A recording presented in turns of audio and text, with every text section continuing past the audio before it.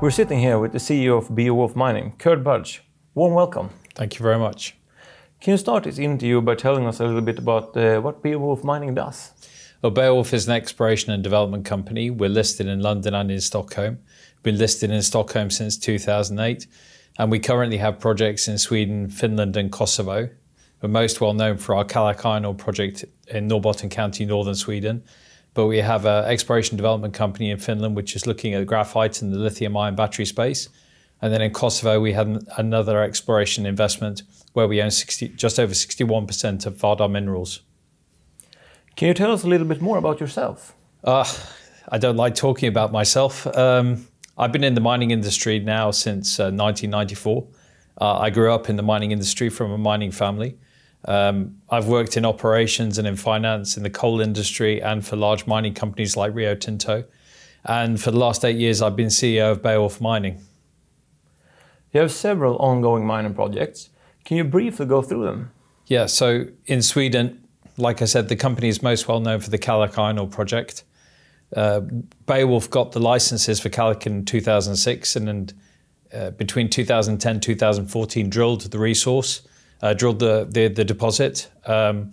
We then made an application for an exploitation concession for the Kallak North piece of the project, but Kallak is a much bigger entity which we've tried to convey in the scoping study announcement we put out on Tuesday. So where we are currently now is we put out scoping study results on Tuesday, and that's our most developed project. And then in Finland, we have an exploration portfolio of graphite assets. We have one defined resource, the Aitolampi project. And what we've been looking to do there is to move downstream in terms of processing and adding value to natural flake graphite, such that we can provide products to sell into the anode material space for lithium-ion batteries. And then in 2018, we invested in Kosovo. There we've been supporting Vardar and financing Vardar to explore for base metals, lead, zinc, copper, but also silver and gold. You mentioned the Kallak North Scoping Study here. Can you elaborate a little bit more about the positive economic results that you messaged out earlier? Yeah, so with the announcement we made on Tuesday, I think it was a huge milestone for the company. And we had a net present value of $177 million, an internal rate of return of 14.5%, and a payback period of 4.5 years from the start of construction activity. But really, the message that we wanted to get across was Kallak North is just the piece that we've got an exploitation concession for. The bigger picture is Kallak North and Kallak South, and looking at the Kallak project as a whole and thinking about how you sustainably develop the most modern and sustainable mining operation possible. So we're very pleased to have taken this step forward, but we're actually standing back now and we're looking at the whole project. But with regards to keeping the pace of development going, we are very much looking to put an environmental permit application in towards the end of the year for Kallak North. But at the same time, we're also looking to initiate the pre-feasibility study, which will then take us forward in our technical understanding of both Kallak North and Kallak South. And as part of that work, we'll be looking to draw the exploration target in Kallak South.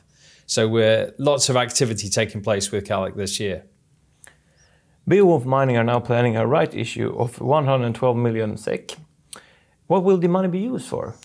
Again, fundamentally, it's used for increase and maintain the pace of development with Kallak. We have those ambitions around doing the environmental permitting work, completing a pre-feasibility study, and then drilling out the exploration target in Kallak South. And then in addition to that, depending on how much funding we raise, we have this pre-feasibility study that we're looking to, which we have initiated into the downstream facility for our Graphentech business in Finland. And that again, if funding allows, we've still got plenty of exploration targets in Kosovo that need drilling. We finished off last year announcing the definition of a new exploration target called red lead, which is very similar to an adjacent mine that is in operation. And then last August, we announced that we discovered a large polymetallic epithermal deposit. So, you know, with Beowulf, what you have is a foundation asset, which is Kallak, which underpins the company. But then what we've also done, in the time it took us to get the exploitation concession for Kallak, we diversified into some really interesting business areas. We're exposed to the lithium-ion battery market, which is all growing in Europe and the Nordics, by virtue of our business in Graphentek, which is 100% owned by Beowulf. And then we've also got an interesting exploration, more blue sky opportunity with Vardar Minerals. But every set of results we put out on Vardar is supporting the case that we're hoping we'll find an economic deposit. Finally, why should investors look closer at Beowulf Mining? Well, I think we're at a really interesting point in time, especially when it comes to our Kallak business. With our scoping study results, we have set the ambition of producing a net zero mine at Kallak, a very sustainable mine that's producing a market-leading concentrate that is both high grade but also clean as a whistle. And the dynamics in the steel market that we're seeing, the move in Sweden specifically to fossil-free steelmaking, especially in Norrbotten, which is where the Kallak project is located, this is playing into our hands. And we also have other interesting market dynamics, such as European Union's carbon abatement tax legislation that's going to come in, which is going to make it more challenging for imports of iron ore and iron ore products that have a CO2 footprint into steelmakers that are buying into Europe, because they don't want that CO2 in their end product.